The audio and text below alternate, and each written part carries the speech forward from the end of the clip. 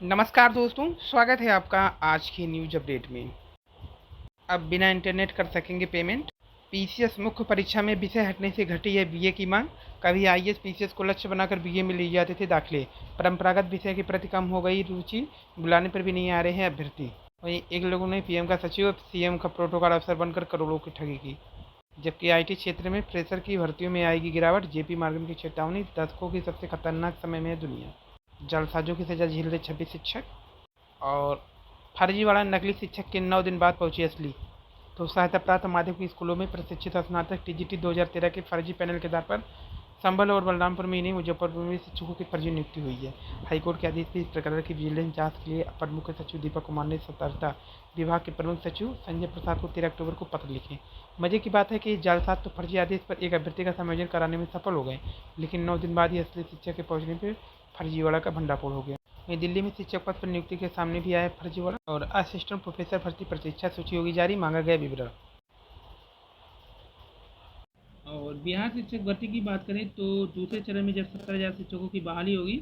वहीं आज की जो अपडेट न्यूज है, यहाँ पे बिहार लोक सेवा आयोग के द्वारा जो आवश्यक सूचना है, दिनांक 24/8/2023 से दिनांक 26/8/2023 तक आयोजित प्राथमिक माध्यमिक उच्च माध्यमिक विद्यालय में अध्यापक के पदों पर नियुक्ति हेतु संबंधित विषयों के औपबंधिक जो उत्तर दिनांक 1/9/2023 एवं द्वितीय औपबंधिक उत्तर दिनांक 16/9/2023 को आयोग की वेबसाइट पर प्रदर्शित करते हुए क्रमशः दिनांक 5/9/2023 से दिनांक 11/9/2023 तक एवं दिनांक 18/9/2023 से 20/9/2023 तक उम्मीदवारों से आपत्ति आमंत्रित किए गए हैं।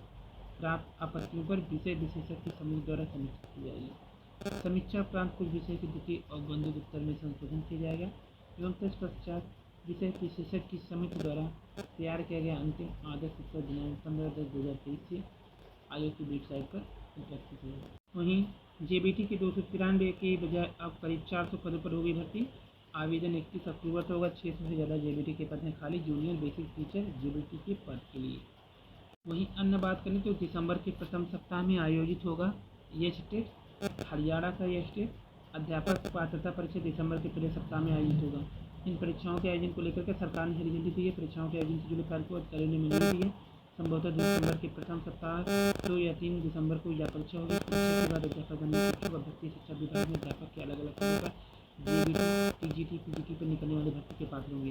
दरअसल करीब हरियाणा में 30,000 अध्यापक के करीब जो पद खाली हैं, लंबे समय से अध्यापक की भर्ती करना चाह रही थी सरकार, अब एस्टेट के बाद ये भर्ती होगी।